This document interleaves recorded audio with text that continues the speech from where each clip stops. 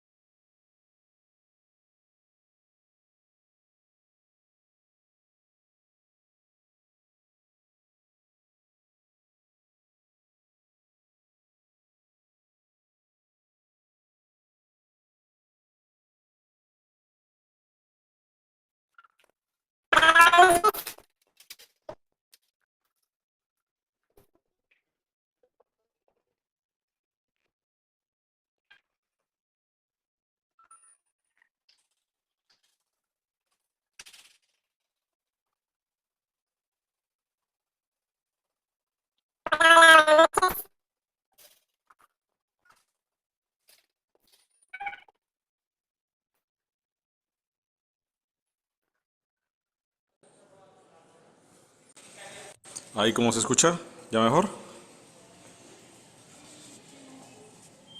Sí, Doc. Sí, ahora sí se escucha bien. Ya, listo, perfecto. Bueno muchachos, partamos entonces, por favor. ¿Quiénes presentan el día de hoy?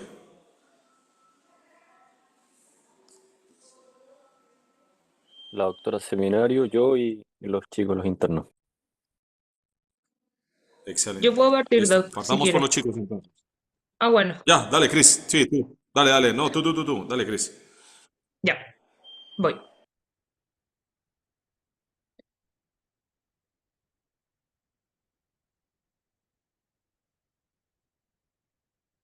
¿Ahí se ve?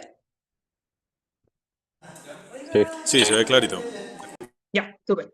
Bueno, buenas tardes a todos. Hoy voy a presentarles sobre anestesia para cirugía de estrabismo. Hoja de ruta para hoy, primero una introducción del tema, menciona rápidamente los aspectos más importantes, después ya entrar a las consideraciones anestésicas del periodo pre, intra y postoperatorio.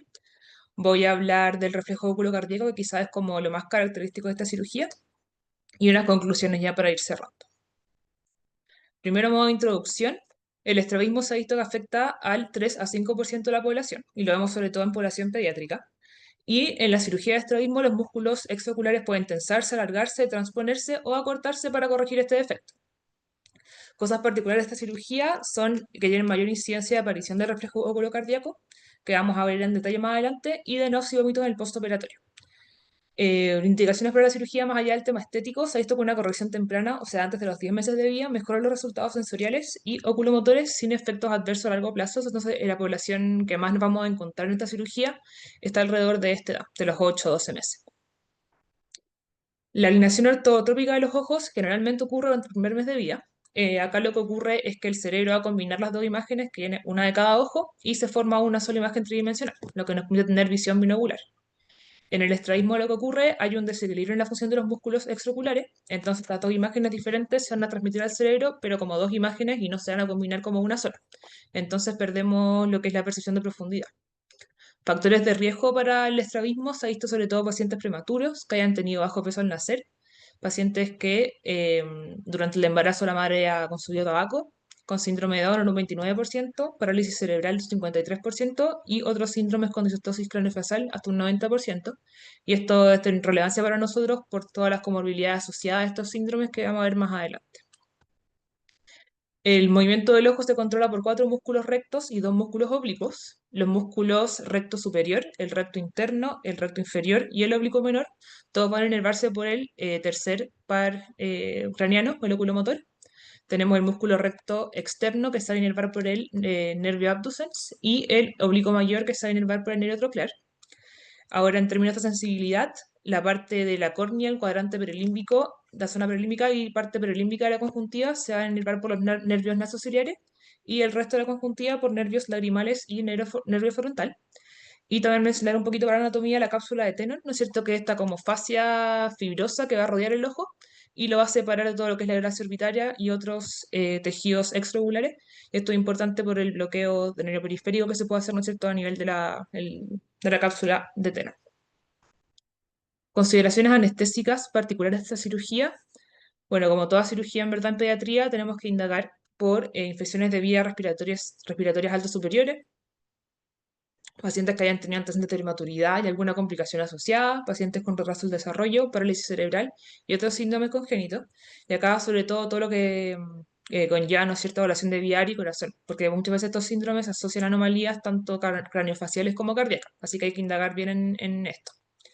Exámenes preparatorios rutinarios, la verdad es que no se requieren nada en específico, sino más bien hay que ir, ¿no es cierto?, dirigiendo qué estudios vamos a pedir para el paciente según las comorbilidades que éste tenga. Y solo quería mencionar que antes se consideraba factor de riesgo para hipertermia maligna el uso del, perdón, que el paciente tenga estrabismo, pero una revisión de más de 2.500 pacientes se demostró que no hay ninguna asociación entre la presencia de estrabismo y la hipertermia maligna, por lo cual se pueden usar halogenados sin problema en esta cirugía.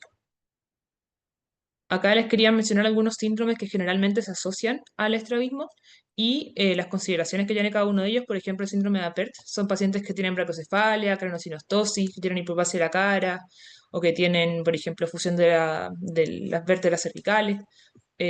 Por otro lado, por ejemplo, perdón, que me tapa, pacientes con el síndrome de Cri-du-Chat, que puede tener anormalidades laringeas o con hipotonía, pacientes con el síndrome de Cruzon también, hipoplasia facial, fusión de las vértebras C2, C3, síndrome de Down, ¿no es cierto?, todo lo que conlleva con las alteraciones congénitas cardíacas, que se tiene subluxación de C1, C2, alteración a nivel subglótico, síndrome de Goldenhar, que también tiene microsomía hemifacial, malformaciones del sistema nervioso central, síndrome de Marfan también asociado con algunas malformaciones cardíacas, entre otros, no van a mencionarlos todos, entonces tenemos que indagar bien si es que la presencia del estrabismo en el paciente viene asociado a algún síndrome y dirigidamente ir a buscar las complicaciones de cada uno de estos síndromes para poder preparar todo lo que es, ¿no es cierto?, sobre todo manejo de vía aérea y lo que es la evaluación preparatoria de si es que existe alguna malformación cardíaca.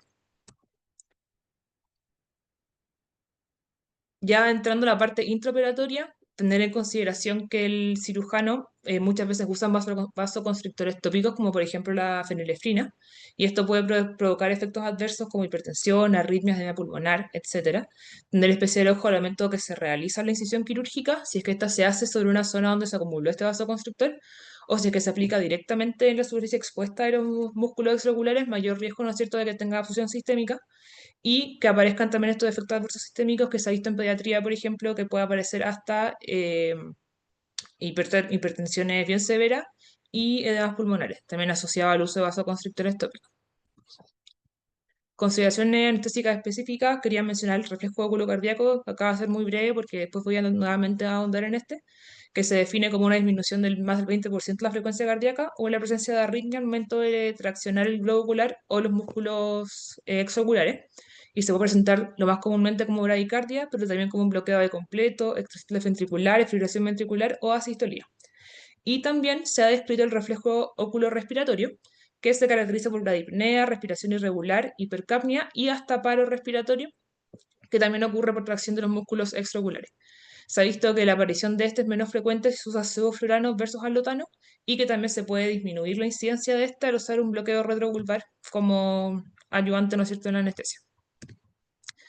¿Qué técnica de anestesia vamos a ofrecer al paciente? La verdad es que en pediatría lo que más vamos a ver necesita anestesia general. Esta es adecuada para todas las edades, para cirugías que pueden ser más complejas o que puedan tomar más tiempo y además permite, ¿no es cierto?, ser una buena opción en términos de cirugías bilaterales.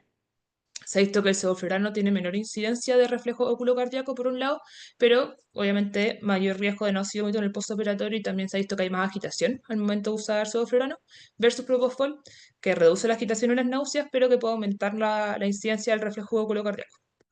La anestesia regional es un complemento a esta anestesia, ¿no es cierto? Y se ha visto que reduce el reflejo oculocardíaco, agitación y las náuseas y vómitos postoperatorios. Y aquí lo que más mencionaban, el bloqueo subteroniano, pero también los bloqueos perivulvares y retrovulvares.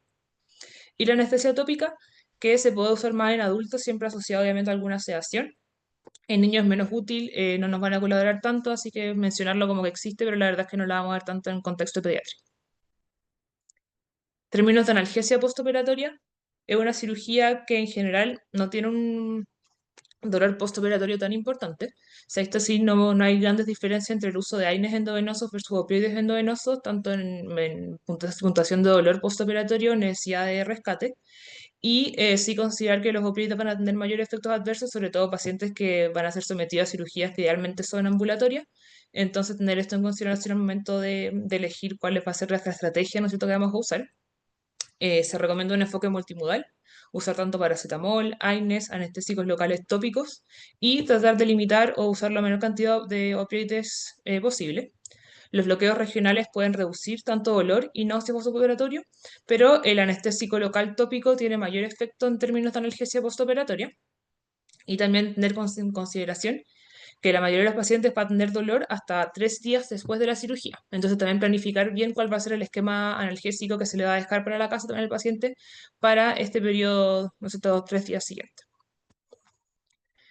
Ahora entrando ya a otra consideración importante del periodo postoperatorio, que es el manejo de náusea y vómitos postoperatorios.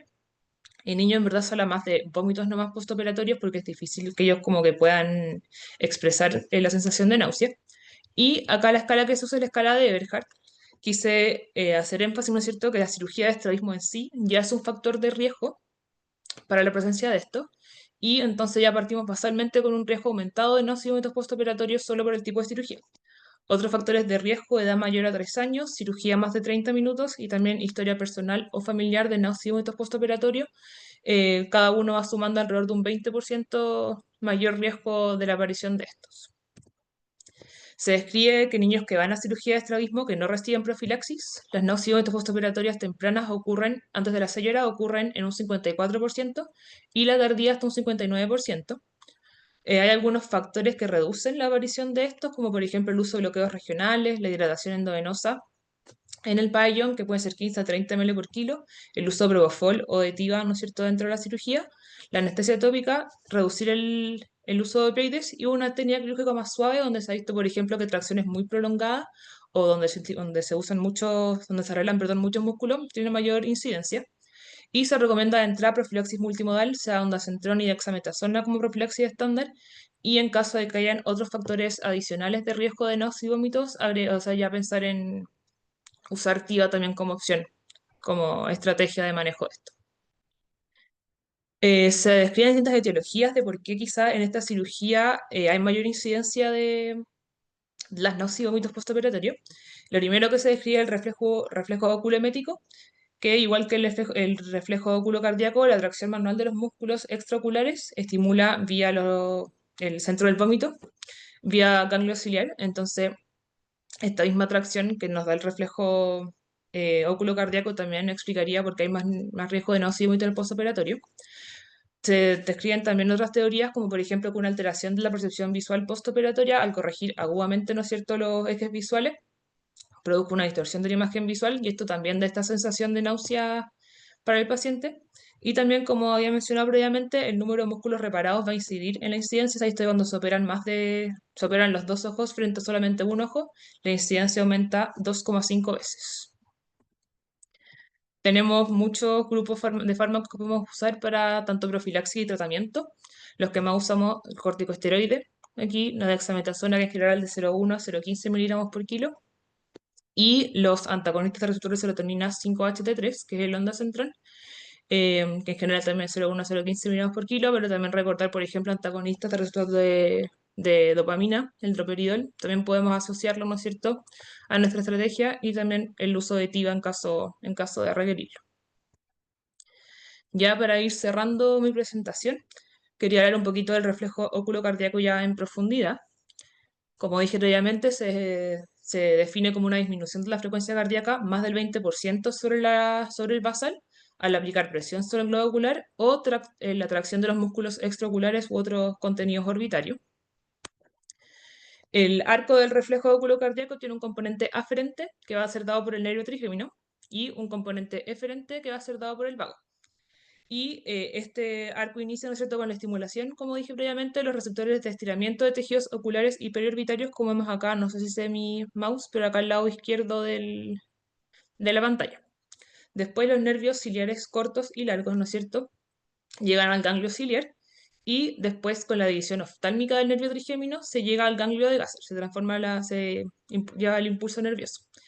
Y finalmente, en la última parte de la parte aferente del arco, se llega aquí al piso del cuarto ventrículo, donde está el núcleo sensorial del trigémino, y de acá pasamos al núcleo motor del vago, que ya comenzaría el arco eferente.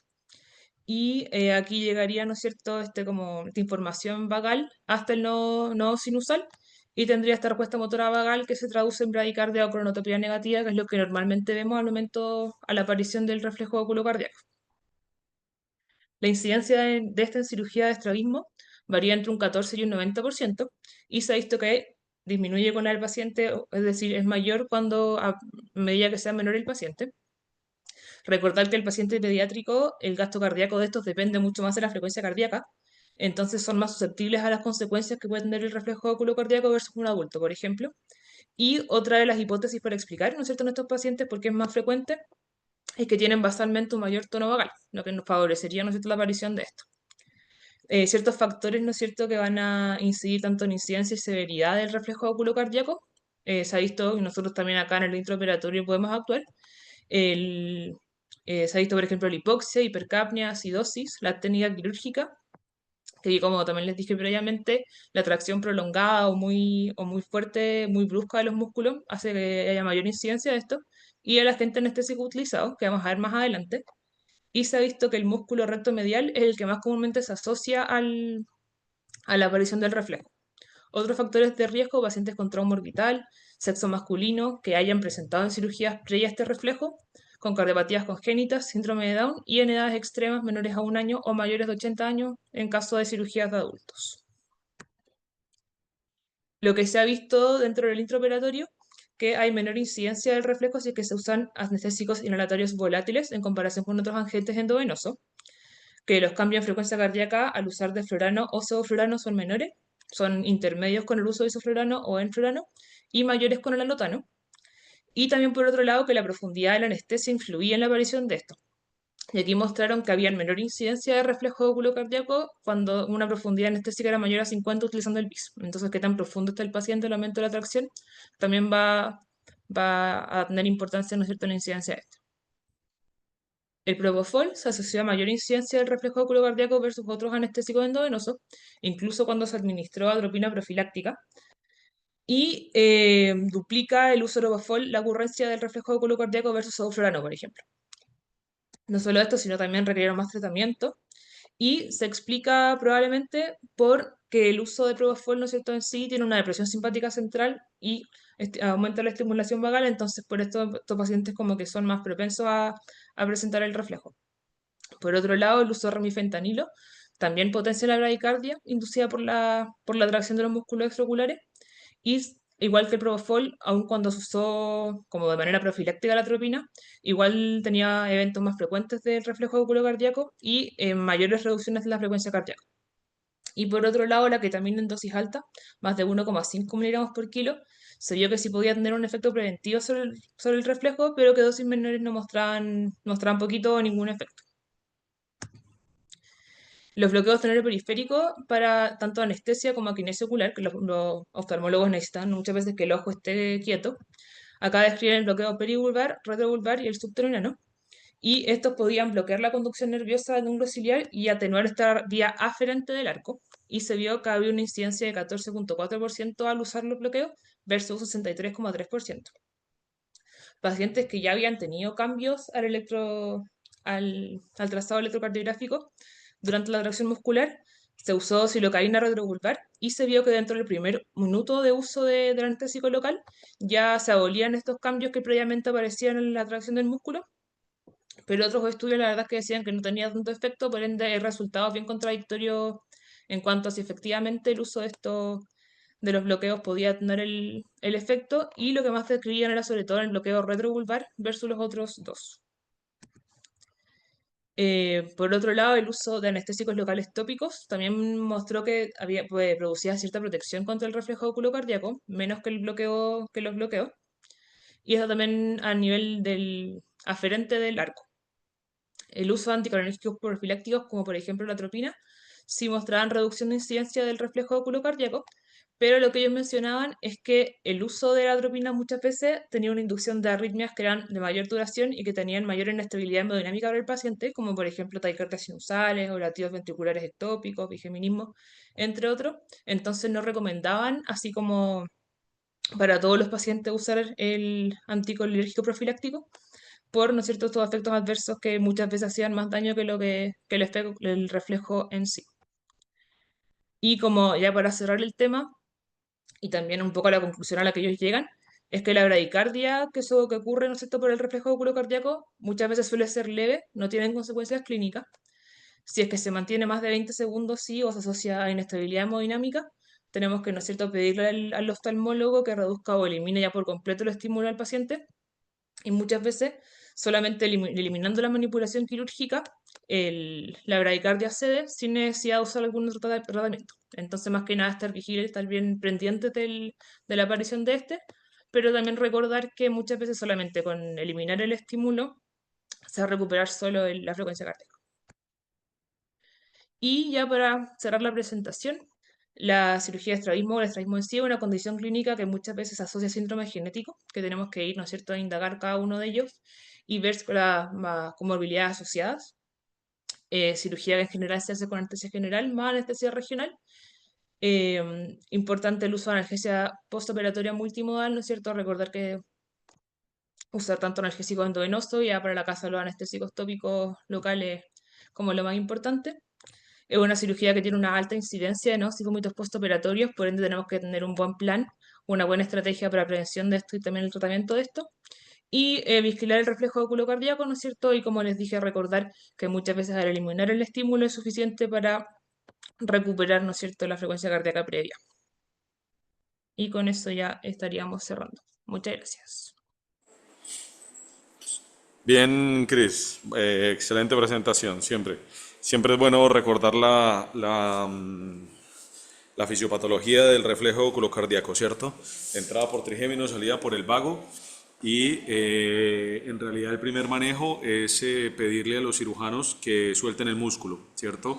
Ya después de esto atropinizarlo, y bueno, la ventaja que tenemos es que es un reflejo que se agota, así que digamos que con tracciones repetitivas del músculo ya no vamos a tener ese reflejo presente, ¿listo?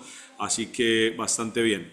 En realidad como que es bueno tenerlo en cuenta, es una cirugía que se realiza bastante, digamos, por lo menos acá en la institución, y hay que siempre estar con la atropina a la mano. Y lo otro que también yo he leído en varias ocasiones, y es que no se recomienda como atropinizar profilácticamente, ¿ya? Sino únicamente si se presenta el evento. Eso es. Y es bueno tenerlo en cuenta. También sé que aumenta mucho el riesgo de náusea y vómito postoperatorio en los pacientes, así que tendríamos que aumentar nuestro arsenal de medicamentos de manejo de náusea y vómito postoperatorio. Pero eso por complementar. ¿Subo algo más que tú recuerdes de esta cirugía? No, lo único que yo recuerdo, hola, es lo de las náuseas y vómitos que son bien como complejo tratarlo, ¿ah? Los pocos pacientes que he tenido, puta, mucha náusea, mucho vómito. Sí. No sé, porque no tenemos tanto arsenal. Parte de andar centrón, no sé, Noprediola, Sí, droperidol. ahí ya tenemos que irnos a una tercera escala de profilaxis de náusea y vómito porque en realidad es bastante el compromiso que tiene. Eso, Cris, bastante bien. ¿Ya entraste alguna acá en el hospital? No, no me ha tocado aún. Listo, perfecto. Ya, muy bien. Bueno, siguiente presentación, podemos continuar con los internos. Ok, Doc. Voy a compartir pantalla.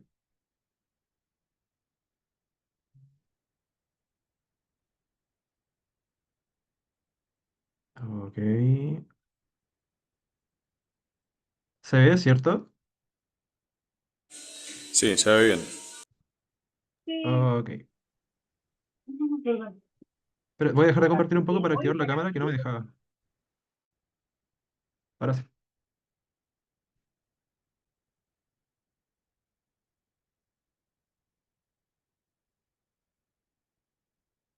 Ok. Bueno, el día de hoy hablaremos sobre el protóxido, el óxido nitroso, junto a Agustín. Y para presentar e iniciar sobre este fármaco, hablar, es muy interesante comentar un poco sobre su historia. Porque en 1772 llegó un científico llamado Joseph Priestley, que fue el creador del protóxido realmente. La primera vez que se sintetizó en este año. Sin embargo, después no hubo mucha investigación sobre este fármaco y desde 1772, 1800, hasta un poco antes de 1845, realmente tuvo un uso más recreacional. En circos, el gas de la risa le decían. Principalmente acróbatas usaban el gas y después se hacían daño a ellos mismos. O también hacían este tipo de afiches, como pueden ver, como para calmar a ciertas personas, para hacerlas reír. Y siempre tuvo este componente más cómico, recreacional, hasta que en 1845 llegó Horace Wells, donde fue el primero en realmente demostrar que tenía un uso quirúrgico. Lo que hizo él fue experimentar en él mismo, intentándose retirar una pieza dental, pero realmente este intento fracasó, pero marcó un precedente para poder seguir investigando a futuro sobre este fármaco.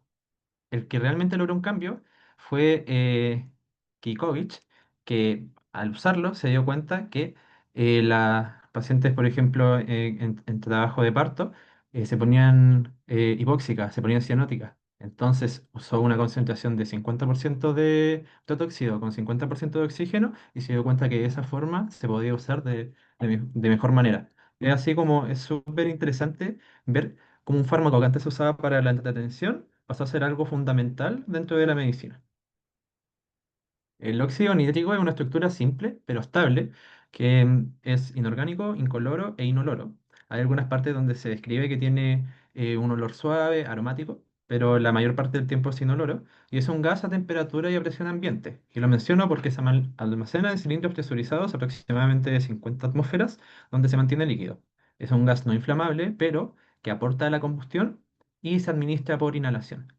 Y esto es súper importante que es un anestésico poco potente, con una MAC de 104%. Recordar que la MAC es la concentración alveolar mínima. En la práctica es como una forma de medir qué tan potente es un anestésico inhalatorio. Y en palabras técnicas es básicamente la concentración alveolar de un anestésico que impide el movimiento en el 50% de pacientes frente a un estímulo doloroso. Por lo que a mayor MAC quiere decir que tiene menor capacidad anestésica, porque se debe ingresar más de este fármaco para que realmente haga efecto. Por lo que específicamente el óxido nitroso se debe acompañar de otros anestésicos inhalados, como los que podemos ver en esta siguiente diapositiva. Aquí si es que nos ponemos a comparar óxido nitroso, alotano, metoxiflurano, nosotros primero nos llama la atención que es una estructura no ionizada y que tiene un muy bajo peso molecular, por lo que atraviesa de una forma mucho más fácil la membrana alveolo capilar. Y si es que también nos fijamos en este punto de acá, en la partición sangre-gas, el coeficiente es muy bajo, lo que quiere decir que este gas no es soluble en sangre. Y al no ser soluble en sangre, quiere decir que genera un efecto mucho más rápido. Aquí es 0,47, dependiendo de la bibliografía puede ser 0,42, pero el tema es que es muy bajo y para lograr su efecto. Y si es que hablamos de los efectos propiamente tal, tenemos el efecto concentración y el efecto de segundo gas. El efecto de concentración básicamente habla de que a grandes concentraciones se absorbe más rápido en sangre. Y esto principalmente pasa porque todo lo que afecta a la concentración afecta a la captación. Y la fracción inspirada afecta a la fracción alveolar y esta misma a la presión alveolar. Entonces, al absorberse, en palabras simples, al absorberse este fármaco queda espacio entre los alveolos y este espacio es aprovechado por el fármaco que siguen tratando, lo que facilita que entre todavía más rápido. Y por otro lado tenemos el efecto de segundo gas, donde este gas al absorberse tan rápido insolubiliza a fármacos que son más solubles que él. Básicamente hace que al unirse a él, atraviesen de una forma más rápida la capa alveolar y lleguen a nivel sistémico de una forma más rápida. Lo que quiere decir que si es que se usan dos fármacos, uno que tiene un tiempo de respuesta mucho más lento, si lo administramos junto al óxido nítrico, este va a ingresar de una forma más rápida y lograr una anestesia temprana. Dentro de los mecanismos de acción, tenemos que realmente hay muchos targets que se han estudiado, entre ellos la inhibición no competitiva de receptores NMDA y no NMDA de glutamato, que realmente solo con leer esto ya sabemos por qué podría ser el gas de la risa, porque afecta centro a mecanismos como dopaminérgicos, sobre todo en un receptor excitatorio. Entonces, al inhibirlo, vamos a tener como una sensación de relajación y placer, que es lo que provocaba realmente lo que dije previamente, su uso recreacional. También inhibidores de receptores de acetilcolina, inhibidores de receptor GABA, además de otro que se ha estudiado y también la liberación de péptidos de opioides endógenos. Pero a nivel importante, lo que quiero que se rescate de esta presentación es que hay una desinhibición de neuronas adrenérgicas y GABAérgicas que provocan la acción antinociceptiva que produce tanto analgesia como anestesia. Dentro de los efectos hemodinámicos, los anestésicos inhalados tienen un efecto inótropo negativo, y esto específicamente en el óxido nítrico también se ha visto en el efecto in vitro. Sin embargo, nosotros sabemos que este fármaco se asocia a una estimulación simpática. Vamos a tener taquicardia, vamos a tener una elevada presión arterial, por lo que esto podría em, acaparar o incluso incompatibilizar la idea de un efecto inótropo negativo. Aumenta la resistencia vascular pulmonar y además de la presión arterial pulmonar, que realmente no se ha visto que tenga un efecto deleterio en la mayoría de las personas, pero hay que tener cuidado con las personas con hipertensión pulmonar. No afecta la circulación coronaria y no ofrece una protección miocárdica. Respecto a los efectos respiratorios, los anestésicos inhalados disminuyen el volumen corriente y el volumen minuto también tiende al descenso, pero esto va a ser dependiendo de la dosis. A mayor dosis, mayor disminución. Existe una atenuación del impulso ventilatorio ante la hipoxia y también una reducción del movimiento ciliar y se espesa la mucosidad. Lo que a nivel, o sea, con leer esto uno podría pensar, y si aumenta el número de atelectasias, neumonía.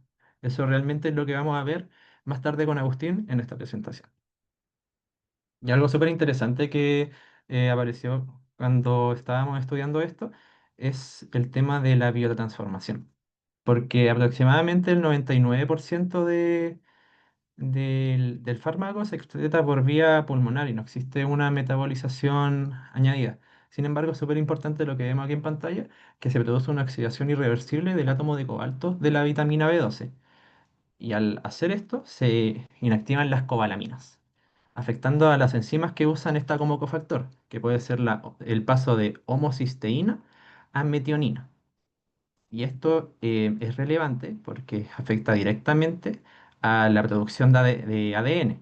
Y por otro lado, también vemos que afecta el ciclo de los folatos. Por ejemplo, el paso del 5-metil tetrahidrofolato al tetrahidrofolato. Todo lo que es trampa de folatos y temas de fisiología que ya manejamos, que también afectan en el ADN, tanto en su estructura básica como en la formación de pirimidina específicamente. Más adelante se va a profundizar cómo esto puede afectar, por ejemplo, a nivel hematológico, a nivel neurológico.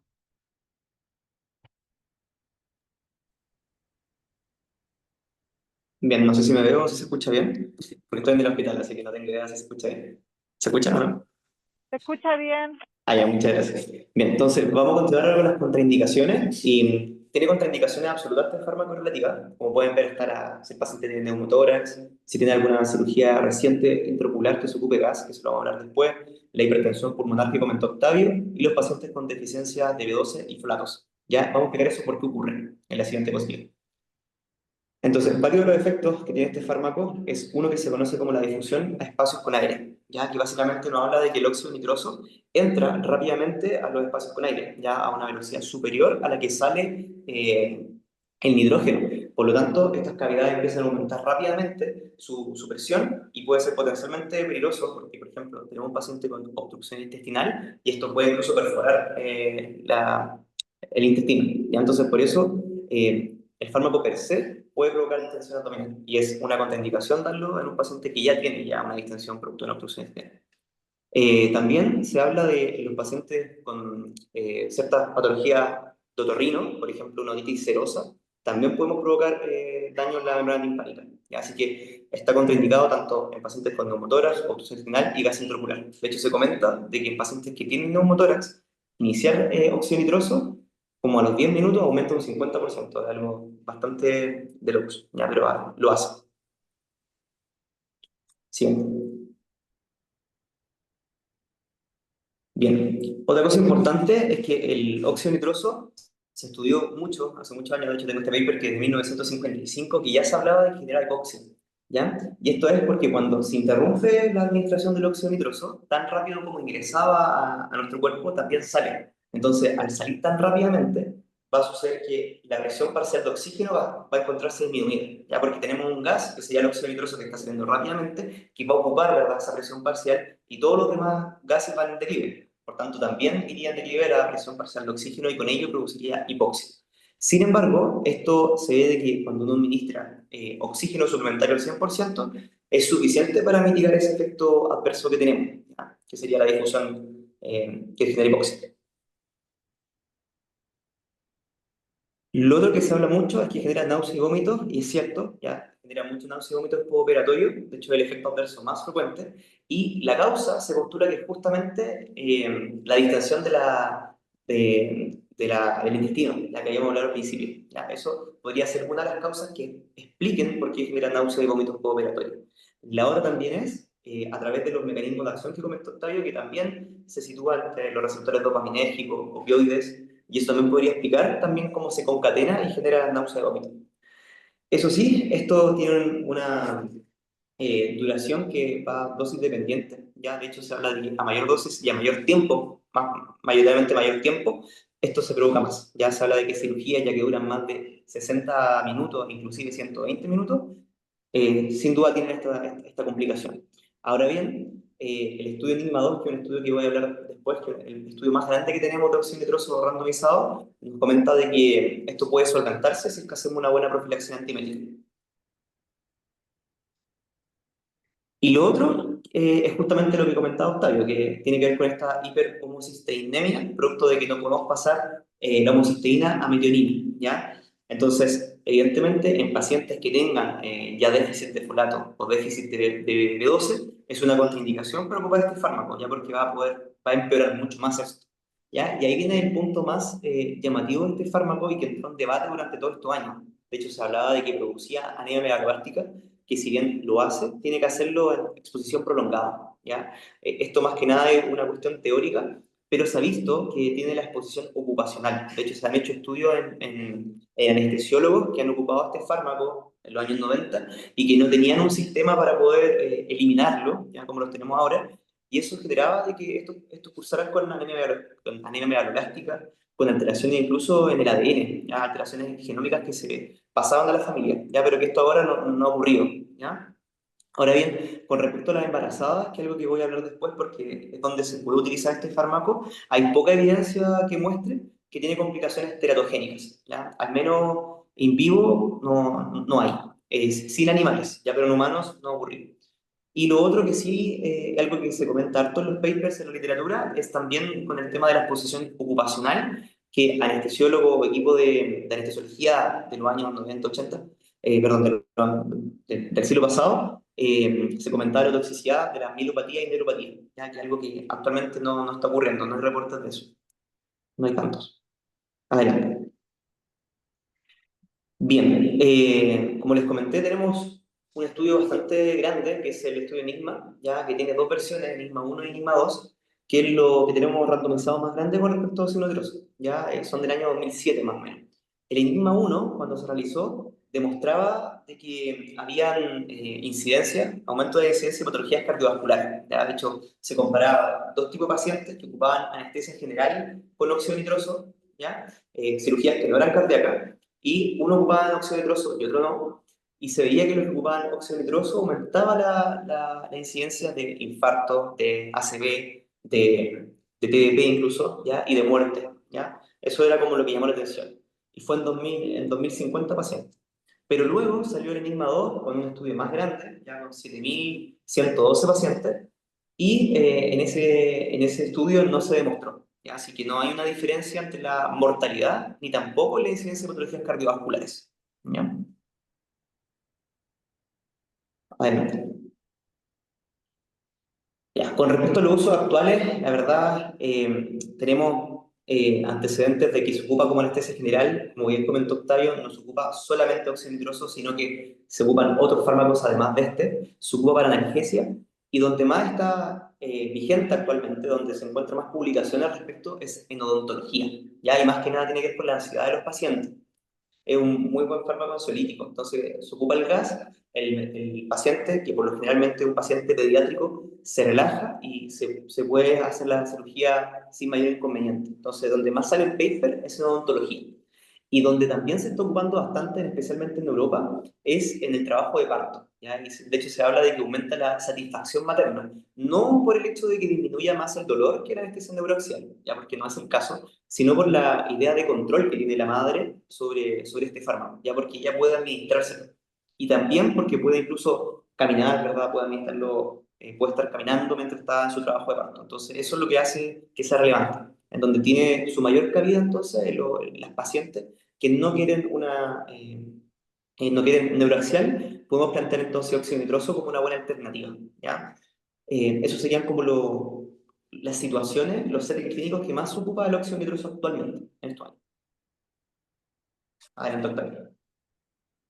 A modo de conclusión, presentamos aquí las últimas investigaciones que se han hecho respecto al óxido nitroso, donde se habla específicamente, como dijo Agustín, en pacientes odontopediátricos, en pacientes durante el trabajo de parto, y también se ha visto el manejo de psicosis em, que se debe realizar debido al uso recreacional, que en algunos casos se sigue dando sobre el uso de este fármaco, que puede generar crisis de angustia, crisis de ansiedad.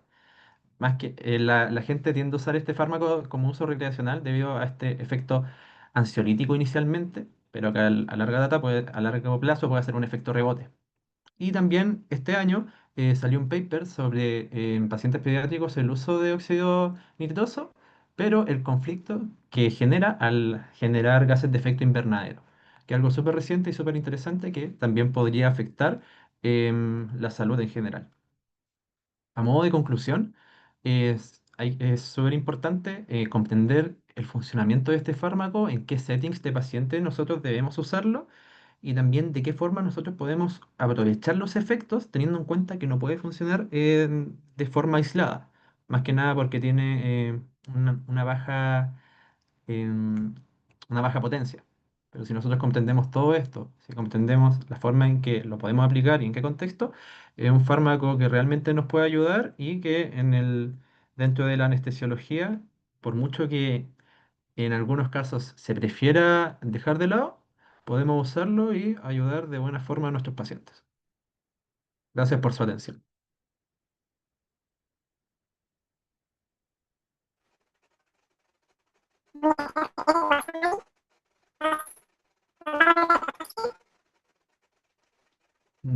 No se Doc escucha, se escucha creo. mal. Al menos yo no escucho.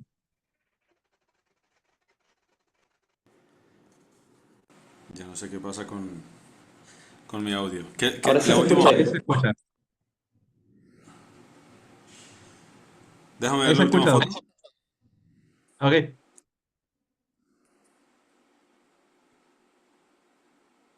Ahí está. Mira, bien ahí, con dos Ujú. balones de protóxido cargando el WhatsApp. Muy bien. Así mismo. Ya. ¿Qué tipo de balones tenemos en la máquina de anestesia que contienen protóxido? Clever, Christopher.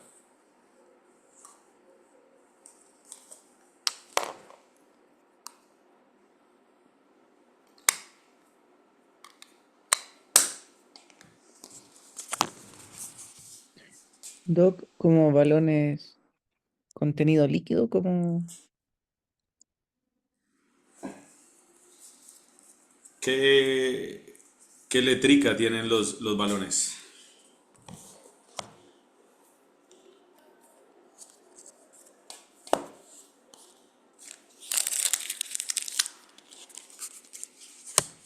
Mirko, Chris. ¿Prefieres si son como de alto flujo, si son de emergencia?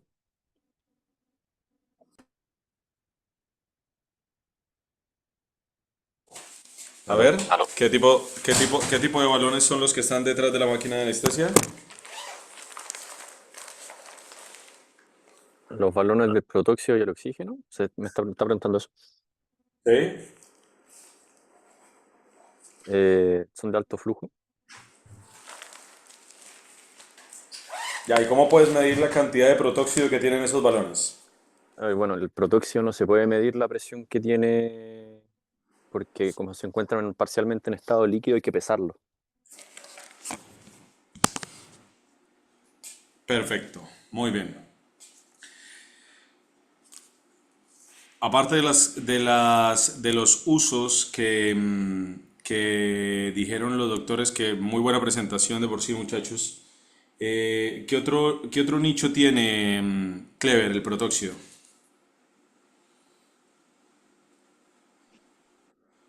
Aparte de lo que mencionaron, mm,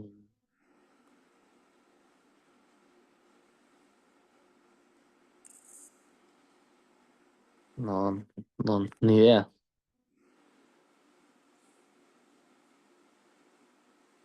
Christopher. he visto que lo usan hasta en vehículos.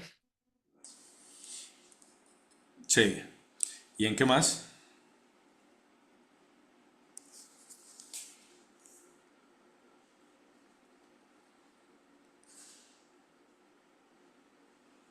mm, Recreativo, así como para drogarse.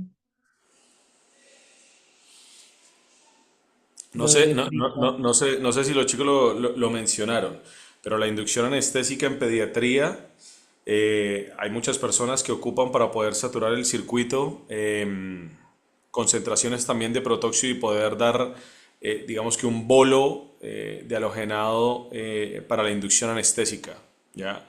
Yo personalmente lo ocupo bastante, me gusta porque encuentro que uno puede llegar a una MAC bastante rápida con dosis bajas de gas y que en el momento de lavar para una extubación en realidad se lava bastante rápido.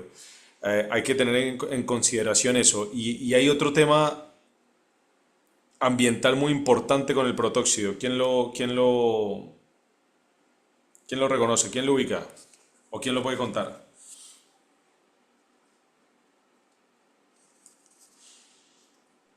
Lo dijeron, Doc, los Doc, internos después. al final, lo del efecto invernadero relacionado con el uso de protóxido. Exactamente, el efecto invernadero. Bueno, sorry, es que Ujú. aquí estoy también con una mala señal y estoy para adentro y para afuera y no lo leí. Pero el efecto invernadero sí definitivamente es un tema bastante complejo relacionado con el protóxido. ¿Listo? Em, perfecto. Ahí está. alguna otra? Ah, sí, perfecto. Greenhouse effect, Oye, sí. yo no tenía idea que lo usaban para efectos recreacionales. Pucha que son creativos. Pero, o sea, para mí en la anestesia pediátrica es esencial. No, yo no concibo una anestesia ambulatoria con niños sin vía sin usar protóxido y Segorani. Eh, ya estoy tan acostumbrada y después, claro, solo inducción porque después uno pasa a aire, oxígeno, Y pero es balancear con muy el oxígeno. fácil. Claro, es muy fácil de usar, es como, es agradable de olor igual, que también es un tema importante en un paciente pediátrico, que chantarle la máscara con un olor así desagradable no resulta mucho, Sí. pero sí, es buenísimo. Como gas, hoy le agradezco al creador. De hace 2 siglos, no sé cuánto dijo, me sentí identificada cuando alguien dijo del siglo pasado. Yo soy del siglo pasado. Sí, Eso pero sí. es. Yo creo que en anestesia, bueno, algunos docentes míos, algunos staff míos, también al principio preoxigenaban solamente con oxígeno y protóxido. Y de hecho ya el niño entraba como en un estado, se podría decir, como medio de sedación y iban abriendo poco a poco el sevoflurano hasta llegar a un plano adecuado, digamos, de anestesia. O de hipnosis más bien. Así que sí, eso en cuanto al protóxido. Muy bien. Hay Eh, una cosa, Diego, dime. en odontología se usa un Eso sí. dispositivo que es como una narina que se coloca. No solo en pediatría, también se usa en adultos con el óxido nitroso y da un resultado, este, de hecho, acá en Chile dan un curso a los odontólogos para uso de óxido nitroso en odontología. Sí. Eso es muy cierto. Para extracción dental en población pediátrica se ocupa. Y lo de ginecología, que ese sí lo alcancé a escuchar que lo comentaron los muchachos. Sí, en Canadá, una amiga que se fue a hacer el fellow de anestesia obstétrica a Canadá, me decía que sí, allá las maternas, digamos que yo encuentro que en Sudamérica se pincha bastante la espalda, pero por fuera no es tanto como se describe, por fuera es más complicado pinchar una espalda como nosotros lo hacemos acá. Y ella me comentaba, por ejemplo, que en Canadá se ocupa bastante para la analgesia del trabajo de parto y que los resultados son bastante buenos. Así que, como para tenerlo en cuenta. Eso. No sé, ¿algo más para comentar? ¿Mai? Pues estará, yo creo que está ocupada. Oye, ¿sabes qué? Yo no sé, no he leído nada de Canadá, pero yo de lo último que estudié en el fondo, yo sabía que igual las embarazadas, al menos con varias staff que pasé embarazadas, obviamente no hay estudio en humanos, que obvio, pero sí se veía que el personal que estaba expuesto a óxido nitroso tenía más riesgo de abortos y de partos prematuros eh, en comparación a las personas que no estaban expuestas. Entonces, generalmente, las staff que están embarazadas evitan el uso del óxido nitroso. ¿Ya? Obviamente, todos los estudios están hechos en roedores de los efectos teratogénicos, las muertes embrionarias, las malformaciones óseas y viscerales que generaba. No sé, yo igual creo que si no hay un estudio en humano, obviamente no hay nada que nos afirme que eso no nos va a generar ningún tipo de alteración durante el proceso del desarrollo embrionario. Yo la verdad es que no lo usaría. Está bien, está Eso. bien, está bien, está bien. Buenísimo. Listo, muy bien. Y vamos a cerrar entonces con Mirko, ¿cierto? Sí, Doc. Listo, vamos.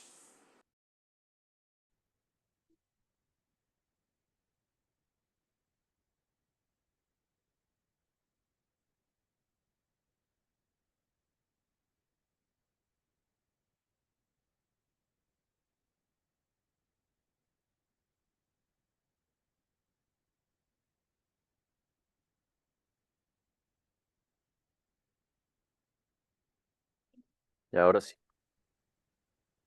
Tu. Se ve, ¿verdad?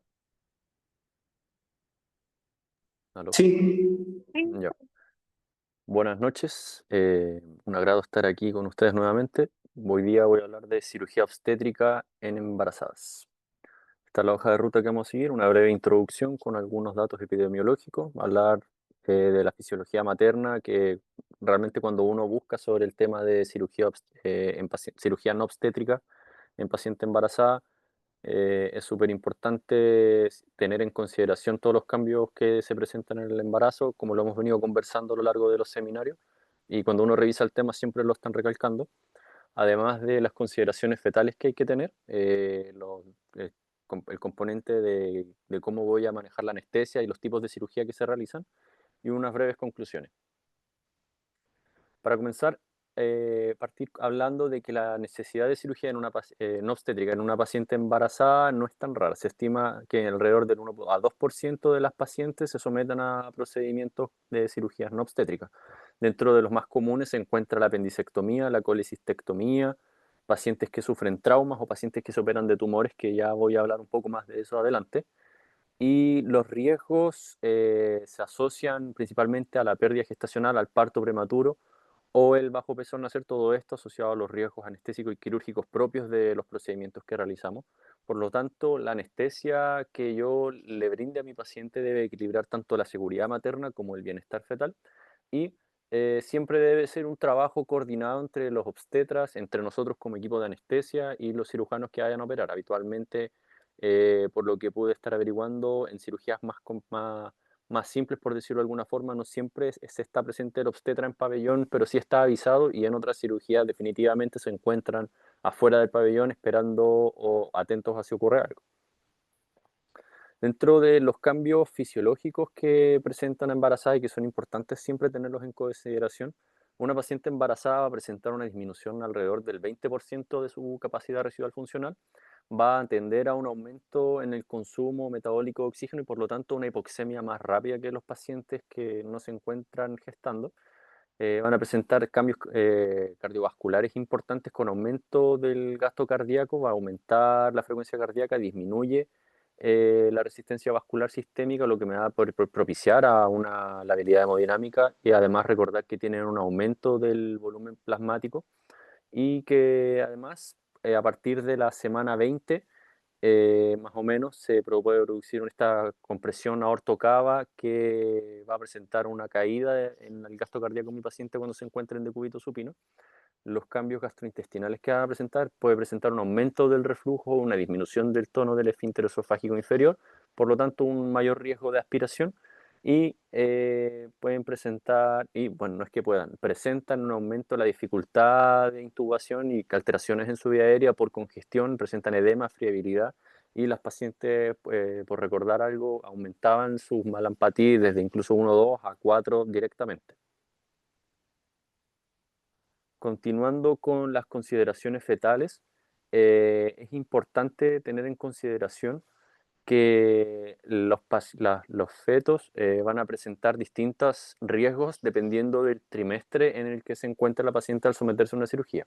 Particularmente en el primer trimestre van a tener un aumento del riesgo de aborto espontáneo y esta es la etapa donde se encuentra más vulnerable el feto porque ya que se encuentra su organogénesis en curso, la exposición a fármacos, a radiación, hipoxia o la fiebre incluso puede asociarse a anomalías estructurales y es difícil distinguir si el riesgo es por la cirugía o sea, es difícil distinguir si es que todos los cambios que pueda sufrir el feto son propios de la cirugía o por la condición subyacente que motivó esto. En el segundo trimestre, este se considera el periodo considerado más seguro para una cirugía electiva, presenta menor riesgo de aborto y menor riesgo de parto prematuro y presenta un desarrollo fetal más estable y mayor tolerancia, además de que en este punto el útero no presenta tanta ocupación del abdomen, por decirlo de alguna forma, de la cavidad abdominal, por lo tanto puede mejorar también la visibilidad del cirujano. Ya en el tercer trimestre aumenta notablemente el riesgo de parto prematuro y el riesgo de sufrimiento fetal. La viabilidad neonatal es mayor, pero la prematurez va a conllevar a una morbilidad importante, tanto síndrome de distrés respiratorio, sepsis y hemorragia intraventricular. Y los estímulos quirúrgicos y anestésicos, por desgracia, me pueden inducir a contracciones uterinas, que es algo que tengo que tener en consideración. Avanzando, y como les venía anticipando, en el primer trimestre es cuando el feto presenta el riesgo real de teratogenia, ya que se presenta en su etapa de organogénesis. Sin embargo, la mayoría de los anestésicos que nosotros ocupamos por el momento se ha demostrado que no son teratógenos en humanos. Se describen algunas algún riesgo de teratogenia en experimentos animales, lo que no se ha visto demostrado en humanos. Sin embargo, y recordando, o sea, ya agarrándome un poco de la presentación anterior de óxido nitroso, por lo menos lo que se describe en el chestnut es que podría tener alguna alteración en la metionina y en la codificación del ADN, lo que me podría de alguna forma generar consecuencias neurológicas en el recién nacido y que, como comentaba la doctora, no es algo que está bien estudiado, por lo tanto, igual es algo que hay que tener en consideración y un poco de cuidado. Algunos fármacos van a tener riesgos, sí, que es algo que voy a tocar un poco más adelante, que por ejemplo los AINES ya en el tercer trimestre, un riesgo altísimo de cierre del ductus de forma temprana, y la warfarina. Y hay factores no farmacológicos que me van a determinar o me van a aumentar el riesgo de teratogenia, y la anestesia y la cirugía pueden propiciar también estos cambios, como lo son la hipoxia, la hipercapnia, la o la hipoglicemia, conocidísimos por generar alteraciones teratógenas en el feto, por ejemplo, como síndrome de Potter, agenesia renal bilateral, etc. Hipertermia y es importante tener en consideración que la hipertermia y el estrés materno pues de por sí me van a poder aumentar o potenciar el riesgo de teratogenicidad. Todo esto asociado y se cree y se tiene en consideración que puede ser producto de un estrés oxidativo embrionario, que es el término por el cual se describe. Ya entrando de lleno a qué fármacos pueden ser teratogénicos o no, como les comentaba, los anestésicos inhalatorios no son considerados teratógenos en humanos y en dosis alta me pueden producir relajación uterina. Esto tengo que tenerlo en consideración en en cirugías obstétricas y no tanto en cirugías no obstétricas. Los opioides se consideran seguros en anestesia desde el punto de vista teratógeno, sin embargo, pueden tener riesgo de depresión neonatal. Las benzodiazepinas en su uso agudo no se asocian a malformaciones, sin embargo, se desconoce un poco si en el uso crónico puedan estar directamente relacionados con malformaciones y con teratogenia, por lo tanto hay que evitar su uso crónico. Y los bloqueadores neuromusculares no atraviesan la placenta, por lo que se consideran seguros para su uso. Fármacos que sí son teratógenos y los que son seguros y versus los que no son seguros.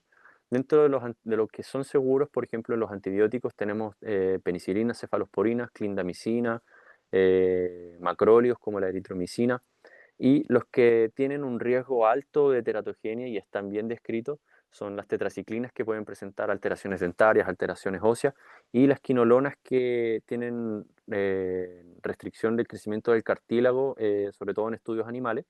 Como les comentaba, los AINES, sobre todo en el tercer trimestre, pueden tener un cierre del ducto arterioso temprano y además pueden generar oligohidrapnios por el posible falla renal en los fetos, lo cual va a determinar una disminución, claro, de la excreción de orina y determinando este oligohidrapnios. Se describen en algunas fuentes y en alguna bibliografía que su uso podría ser aceptado, entre comillas, en el primer y segundo trimestre si es que se requiriera realmente, pero que de todas formas intentáramos no ocupar AINES en pacientes embarazadas. Dentro de los antieméticos que nosotros presentamos, la metoclopramida y el ondansetron son ampliamente usados y tienen un perfil bastante seguro. Sin embargo, y ya que se encuentra bastante proscrito el uso de talidomida y bastante estudiado que generaba un componente teratógeno importante, ya definitivamente ya no se ocupa. Y como les comentaba, de los anticoagulantes, en estas pacientes que tienen un alto riesgo trombótico, las heparinas son seguras, no cruzan la placenta, la no fraccionada y la de bajo peso molecular. Y la warfarina, en cambio, está claramente asociada a embriopatías como hipoplasia nasal, calcificaciones epifisiarias, incluso hemorragias fetales. Ahora, pasando a un segmento de monitoreo fetal perioperatorio, la ACOG enfatiza que no existen datos que respalden un protocolo único para el monitoreo fetal. Sin embargo, existen recomendaciones que se tienen que ir evaluando caso a caso. El primero de ellos es que la consulta obstétrica siempre está recomendada antes de una cirugía obstétrica en todos los casos, y en fetos que sean menores a 24 semanas descritos como previables basta con documentar la frecuencia cardíaca fetal antes y después de la cirugía y no de manera intraoperatoria.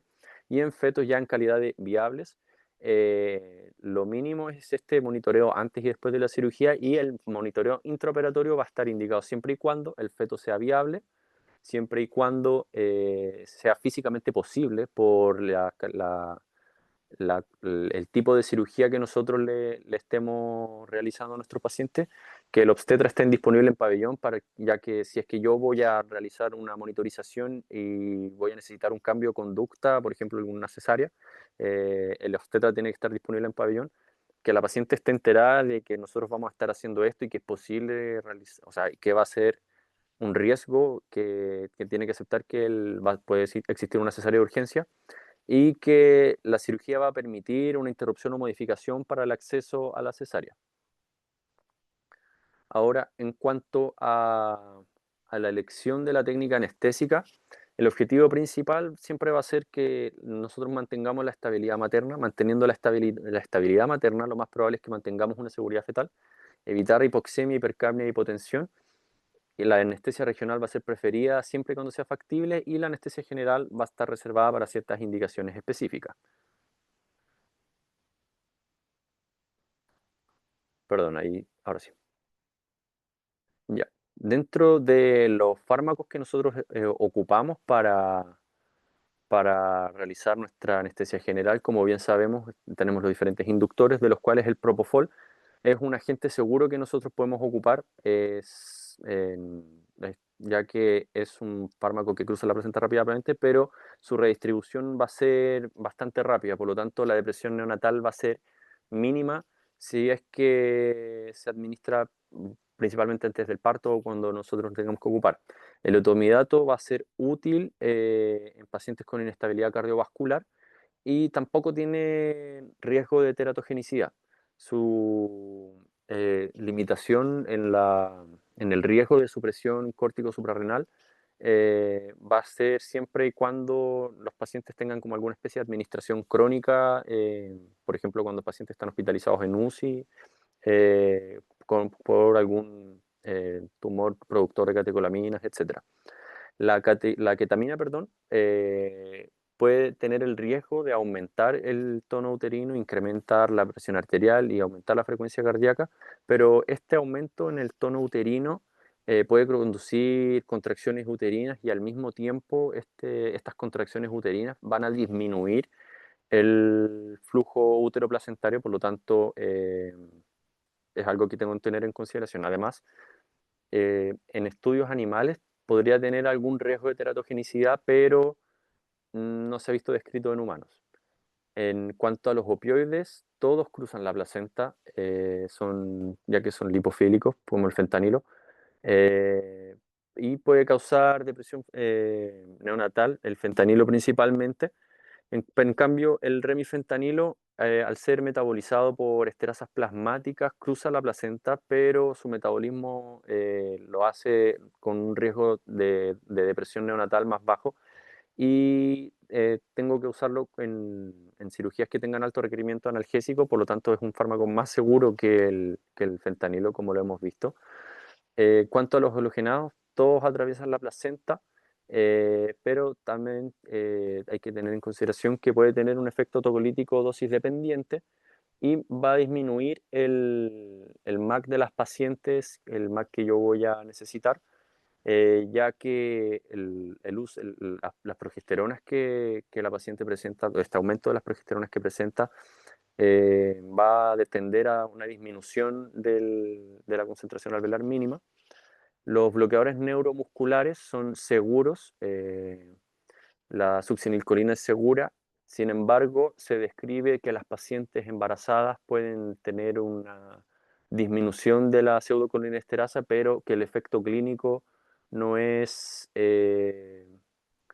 significativo. Perdón, se me repitieron las diapositivas. Ahí está. La anestesia regional siempre va a ser preferible cuando sea posible, ya que voy a evitar la vía aérea difícil y la exposición fetal a la anestesia general. Presenta este riesgo de hipotensión materna producto de la vasodilatación, por lo tanto yo en este momento debo desplazar el útero y ocupar vasopresores, preferiblemente la fenilefrina, Dentro de los cambios fisiológicos va a disminuir el volumen epidural espinal por los propios cambios de la paciente y eso va a aumentar la dispersión de anestésicos locales. Además, las pacientes presentan disminución de las proteínas plasmáticas, por lo tanto va a aumentar la sensibilidad a la bupivacaína y a la lidocaína y va a aumentar la fracción libre, aumentando el riesgo de toxicidad sistémica. Como les comentaba, ¿qué consideraciones debo tener yo para el manejo anestésico en mi paciente? Es mi paciente, van a presentar todas de vía aérea difícil. Debo mantener a mis pacientes con ventilaciones fisiológicas para el embarazo, una normocapnia de entre 30 y 32 por esta hiperventilación materna, estos cambios en los settings que tiene, evitar la hipoxemia y la hipercapnia, ya que me van a afectar la alteración uteroplacentaria, evitar el PIB excesivo, ya que me va a disminuir el retorno venoso y me va a generar una disminución del gasto cardíaco. En cuanto a las consideraciones hemodinámicas, la hipotensión va a generar una disminución de la perfusión uteroplacentaria y la fenilefrina es de elección a la efedrina por este riesgo de la acidosis del cordón uterino. Y siempre que pueda mantener el desplazamiento uterino hacia la izquierda para mejorar el retorno venoso, debo mantener una normotermia, ya que la hipertermia materna se asocia a defectos del tubo neural, a teratogenia, etc. Además de cambios en la coagulación y la alteración en la oxigenación fetal, por lo tanto es algo que tengo que tener monitorizado en todo momento. ¿Qué consideraciones quirúrgicas hay que tener y qué tipo de cirugías se pueden tener? Bueno, se describe que la laparoscopía versus la laparotomía, se pensaba anteriormente que la laparoscopía podía tener un riesgo aumentado, sin embargo, es factible de hacer en todos los trimestres siempre y cuando yo tenga presiones menores a 12 milímetros de mercurio y tenga a mi paciente con un Trendelenburg moderado y evitar este Trendelenburg excesivo para proteger el retorno venoso. De las cirugías que más frecuentemente se realizan, la apendicitis es la más común de todas, sin embargo tiene un aumento en el riesgo de perforación, principalmente porque es muy difícil, o más que difícil, es confuso el diagnóstico de la apendicitis y del abdomen agudo en la paciente. Las pacientes pueden tener leucocitosis transitoria, pueden tener un dolor referido alterado, entonces es complejo confundir el diagnóstico de un abdomen agudo con trastornos, no sé si propios del embarazo, pero que se presentan comúnmente en las embarazadas. La colecistitis o la colelitiasis sintomática se prefiere principalmente en el segundo trimestre por el acceso que se genera y por el espacio que les comentaba que existía en la cavidad abdominal. La obstrucción intestinal es una cirugía frecuentemente que se realiza y que aumenta mucho la morbimortalidad de mi paciente y nuevamente es de un diagnóstico difícil. Se describe en el Chestnut principalmente que es posible realizar un ERCP y papilotomía en las pacientes cuando se requiera, siempre con protección radiológica y mínima exposición, evitando lo más posible, pero está descrito que se podría realizar. Las pacientes con trauma, un politrauma, se consideran en Estados Unidos como la primera causa de muerte materna durante el embarazo, principalmente por accidentes automovilísticos, como en un 60%, si es que no me equivoco, pero en Chile no se encuentran datos tan duros al respecto. Y siempre tener en consideración que se podría realizar una cesárea perimortem si el paro materno dura más de 4 minutos y en el quinto minuto yo debo ya ser capaz de retirar al feto. En cirugías cardíacas, en cirugía compleja, hay que individualizar y coordinar de forma multidisciplinaria con una unidad coronaria, con los cardiólogos a cargo, los cirujanos cardíacos, evitar este bypass lo más posible y, de ser necesario, mantener flujos altos, como se describen, mantener flujos altos, mantener la normotermia. En cuanto a la neurocirugía, lo más común es que durante el embarazo y propio a los cambios propios de que se convierten en pacientes hiperdinámicas y puede aumentar la hipertensión por trastornos o síndromes hipertensivos del embarazo, que haya más roturas de aneurismas en pacientes embarazadas que en pacientes no embarazadas, y además van a existir mayores expresiones de meningiomas. Por lo tanto, son pacientes que van a estar bien expuestas a neurocirugía y puedan estar expuestas también a la necesidad de hipotensiones arteriales controladas, las cuales habitualmente se inducen con anestésicos volátiles. Sin embargo, está descrito que se podría ocupar tanto nitroglicerina como nitroprusiato. Sin embargo, el nitroprusiato se encuentra bien asociado a su conversión a cianuro y a intoxicación fetal, por lo tanto es algo que hay que evitar. Y dentro de otras consideraciones técnicas que hay que tener, clásicas de intervenciones obstétricas son vaciar la vejiga, y en pacientes que necesiten considerar el uso de descompresión con sonda nasogástrica, protección fetal con plomo, lateralizar un poco la mesa quirúrgica, intentar lateralizar el útero, etc. ¿Qué cuidados postoperatorios debo tener? Principalmente para la tromboprofilaxis, y como les comentaba y hemos venido viendo, el embarazo es un estado protrombótico y la cirugía aumenta mucho más el riesgo de una trombosis. Por lo tanto, la profilaxis con heparinas va a ser una buena medida que yo voy a poder tomar. Los antibióticos que yo puedo usar, dentro de los más seguros que nosotros tenemos, son las penicilinas y las cefalosporinas, evitando las tetraciclinas. La analgesia multimodal, yo tengo que tener en consideración, lo principal es que yo debo evitar el uso de AINES en el tercer trimestre. Debo tener una vigilancia cercana materno-fetal con un control clínico materno por obstetricia, monitorización fetal, etcétera. Y como punto que siempre es importante recalcar es que este trabajo hay que coordinarlo entre el obstetra, el cirujano y el anestesista. Ya para concluir, en la cirugía no obstétrica de la paciente embarazada, los riesgos fetales van a depender principalmente del trimestre y la exposición a los fármacos que yo lo someta. La técnica anestésica, perdón, siempre preferir la anestesia regional de ser posible, y tener en consideración que yo puedo tener una anestesia general segura con los ajustes que hemos venido conversando. La cirugía no obstétrica durante el embarazo puede realizarse de forma segura siempre que se priorice la estabilidad materna, se adapten las técnicas anestésicas y quirúrgicas, y el monitoreo fetal adaptado tengo que tenerlo claro según la viabilidad y los recursos que yo posea, y como he venido repitiendo ya de forma reiterada, que este trabajo tiene que ser multidisciplinario y planificarlo de buena forma en el perioperatorio. Esa fue mi presentación. Muchísimas gracias.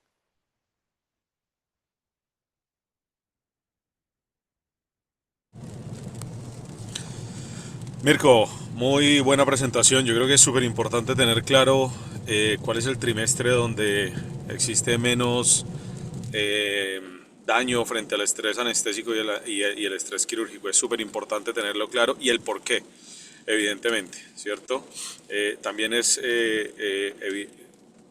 más que clara la importancia de tener presente cuáles son los medicamentos que nos pueden ayudar, cuáles no, a partir de cuál MAC los gases halogenados se convierten en tocolíticos, etcétera, etcétera, etcétera. ¿Listo? Yo personalmente la que más he hecho es las coles agudas, y bueno, veo uno que definitivamente el campo se reduce significativamente, que la maniobrabilidad es mucho más precisa, y bueno, he tenido que ver pacientes, lo vi en el San Borja, que salieron después con nifedipino porque iniciaban amenaza de parto pretérmino, ¿ya? Así que es para tenerlo muy en cuenta. Muy buena presentación. Bueno, y el riesgo de sangrado también, evidentemente, ¿no? Así que eso, buena presentación. Su, ¿algo que quieras tú agregar a cirugía no obstétrica en embarazada? No, excelente presentación, Mirko. De verdad que haces un repaso completo. Escucha, que me gusta escuchar tus clases. Así que no, nada que agregar. Yo no hago mucha máter, así que, puta, sería una patudez de mi parte. No, todos los turnos siempre hacemos harta mater, siempre hacemos harta mater. Mai y Henry, ¿algo que quieran agregar? Yo sí, No, yo tengo bueno, preguntas. que hable Mike. May, dale. Ya. Eh, bueno, ya que contaste todo un poquito de lo que se debería hacer con una embarazada, imagínate que te llega una embarazada con una apendicitis aguda de 24 semanas. Un buen embarazo, buen control. Y dime cómo la manejarías tú y dime qué dosis de fármacos subirías o bajarías, según lo que dijiste. ¿Ya está estable mi paciente? ¿Sí? Una apendicitis aguda estable. Ya. Eh, Primero, avisaría al obstetra, además de que ya me la vino a presentar el cirujano. ¿Ya? Haría una secuencia de intubación rápida. Primero sería un plan de anestesia general Ujú.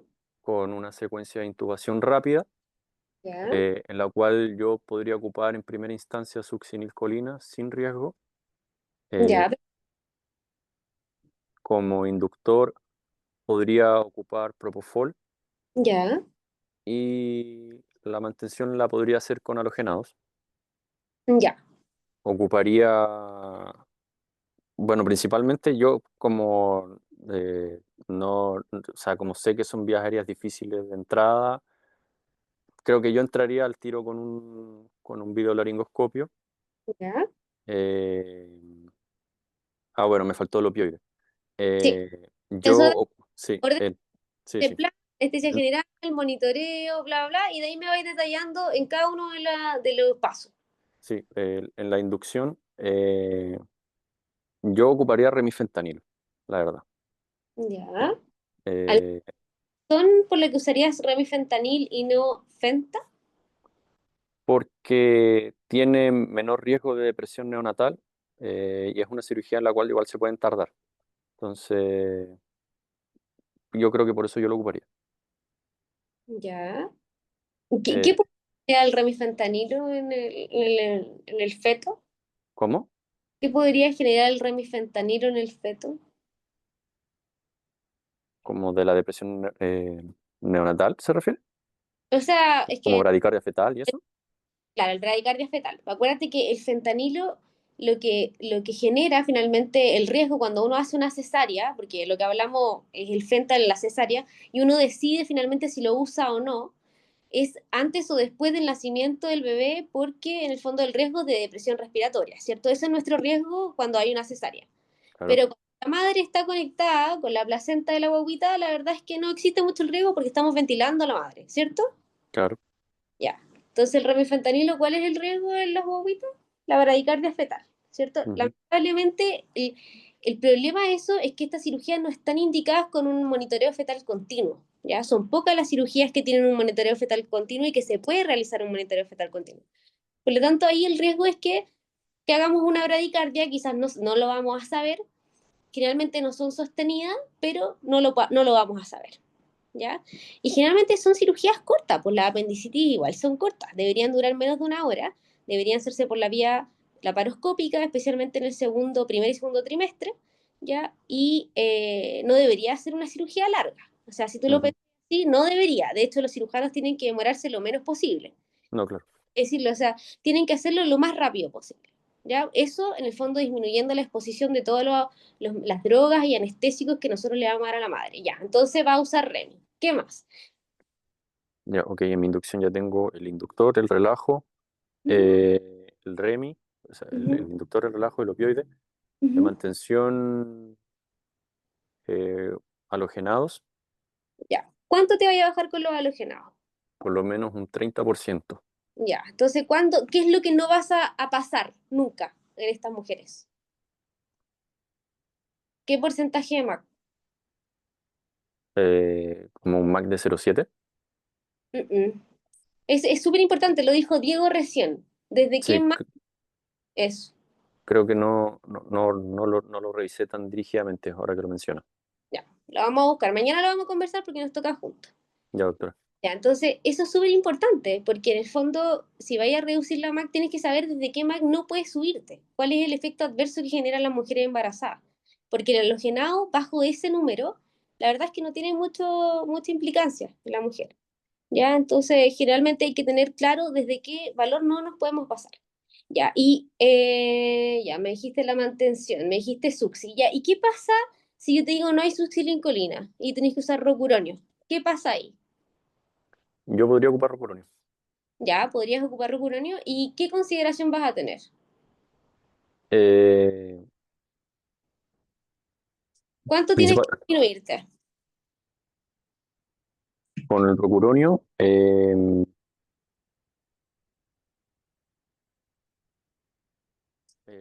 no estoy seguro. Ya, acuérdate que igual existe, tú lo dijiste, un 25% de disminución de la colesterasa plasmática. Entonces, ¿qué hace? Que Claro, se el efecto pero del bloqueo, discúlpeme. sí, del bloqueo neuromuscular. ¿Cachai? Y en general, bueno, en estas mujeres que nosotros vamos a necesitar para una secuencia rápida, no vaya a usar normalmente 1,2 de rocuronio, ¿ya? Ah, no, claro. No lo vas a hacer, ¿ya? Porque generalmente van a necesitar más y para eso tienes el TOF, ¿ya? Entonces, si logras un TOF de cero, con menos dosis, la verdad es que lo vaya a poder utilizar igual, ¿ya? Te iba a preguntar acerca de los reversores de los bloqueadores neuromusculares, que no sé si mencionaste el efecto de la neostigmina. No, esto está, o sea, lo que leí de reversores neuromusculares es que, por ejemplo, la Alzugamadex no se recomendaba por un tema de que no faltan estudios. Sin embargo, lo que se ha revisado es que no tendría los mismos efectos que en una paciente no embarazada. Sin embargo, la neostigmina aumenta el riesgo de bradicardia fetal. Eso, súper. En general, la neostigmina puede causar bradicardia fetal, que ese es nuestro mayor temor. Y lo otro es que el Sugamadex no hay evidencia que traspase la barrera placentaria. Entonces, a pesar de que es una molécula grande y polarizada, no hay evidencia de eso, por lo tanto, se puede utilizar, ¿ya? Pero se sugiere utilizar solo en casos de urgencia, que justifique obviamente el uso, ¿ya? Por ejemplo, no puedo ventilar, no puedo intubar, ¿ya? Y ahí usamos la dosis que tenemos que utilizar según lo que nos dé el TOF, ¿cierto? O la PTC. Ya, eso, bien. ¿Y qué más te iba a preguntar? Bueno, solamente considerar La que analgesia posoperatoria. ¿Aló? La analgesia posoperatoria. Ah, ya, eso sí. ¿Qué analgesia ocuparía? Sí, porque dijiste Remy, pero bueno, va a salir de la cirugía y no va a tener nada. No, claro. Eh, bueno, evitar el uso de opioides prolongados como la metadona, etcétera, e intentar ocupar paracetamol y no evitar los AINES lo que yo más pueda. Em, Ya, Quizás podría intentar ocupar un catéter peridural si es que fuera una cirugía bastante grande, etcétera. ya. Ahora, es una apendicitis, ¿y a qué le vaya a dejar? Pues si le pusiste Remy. O sea, como antagonismo en MDA, eh, podría ocupar sulfato de magnesio. Ya. ¿Y qué genera el sulfato de magnesio? Genera prolongación del uso de los bloqueadores neuromusculares. Ya. ¿Más qué genera en el útero el sulfato de magnesio? Es... Piénsalo, esto te lo estoy diciendo porque te puede tocar una cesárea y puede venir con sulfato. O tú voy a decidir ponerle sulfato. ¿Qué va a generar en el útero el sulfato? Puede generar mayor relajo uterino, finalmente. Atonía uterina, ¿cierto? Mm. Ya.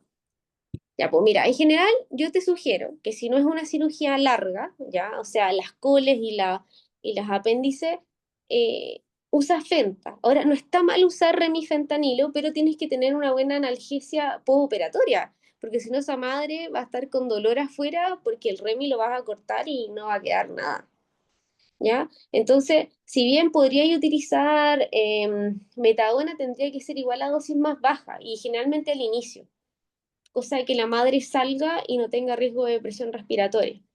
¿Ya? Al menos esa es la experiencia que yo he tenido y no ha sido mala, pero la he usado en cirugías más grandes, por ejemplo, sea de colon, que he tenido embarazadas que han tenido que reintervenirse estando embarazadas, ¿ya? Em, pero generalmente cole y apéndices deberían ser cirugías cortas, ¿ya? Yep. Em, bueno, medidas antieméticas, tú dijiste que eran seguras, ¿cierto? Ya, perfecto. Y entonces, ¿cuál es el semestre más seguro para operar una embarazada? El segundo trimestre. Segundo trimestre. Ya, eso. Oye, en general, buena tu presentación, Mirko. Yo solamente te ayudo a que apliques No, lo que tú presentaste, pero lo encontré buena, súper completa. ¿Ya? gracias por las preguntas, Doc. Me ayuda a dirigir un poco más a las cosas que me faltan Súper. afinar. Ya, de nada. Mico, Los casos clínicos te aplican toda la parte teórica. ¿Edmundo? sí, tú hablaste que todos los relajantes musculares eran seguros, ¿verdad? Por lo menos Te Rocuronio pregunto, tiene el colino. perfecto, pero cuando hablaste dijiste todos los relajantes musculares. Sí. Háblame del atracurio y cisatracurio en las embarazadas. Eh, no lo revisé tan dirigidamente, Doc. Me fijé más en Suxi y en Rocuronio. Me fijé que habían algunos problemas con mi bacurio y con atracurio, pero no recuerdo Son de la misma, específicamente. son de la misma familia. No, sí, pero Nivacurio, atracurio y no cisatracurio. recuerdo principalmente los problemas que había.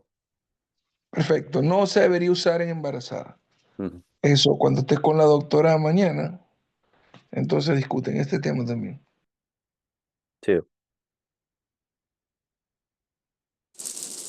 Henry, ¿ibas a decir algo también?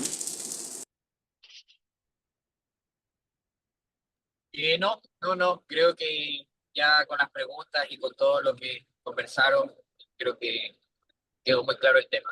Buen seminario, Mirko. Gracias, Doc.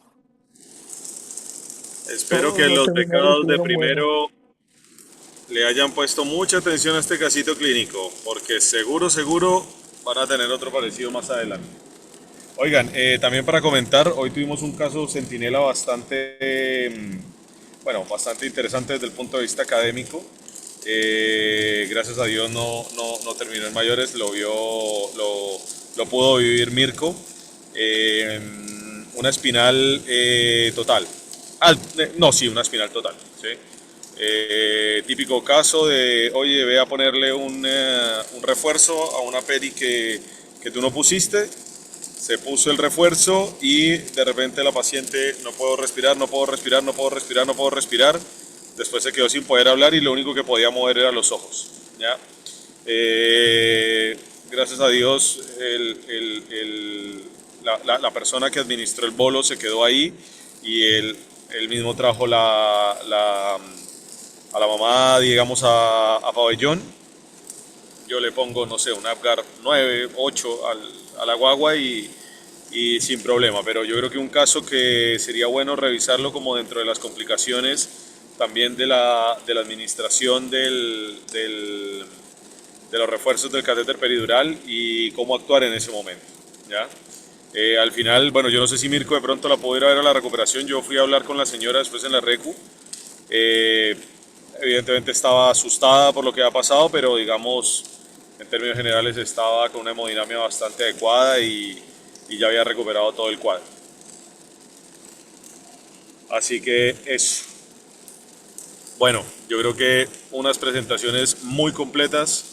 A los internos, felicitaciones. Chris, como siempre, súper bien. Y Mirko, muy bien, muy bien. Bueno, muchachos, muchas gracias a todos. Muy bueno. Y nos estamos viendo en la próxima sesión. Gracias, Doc. Chao, doctor.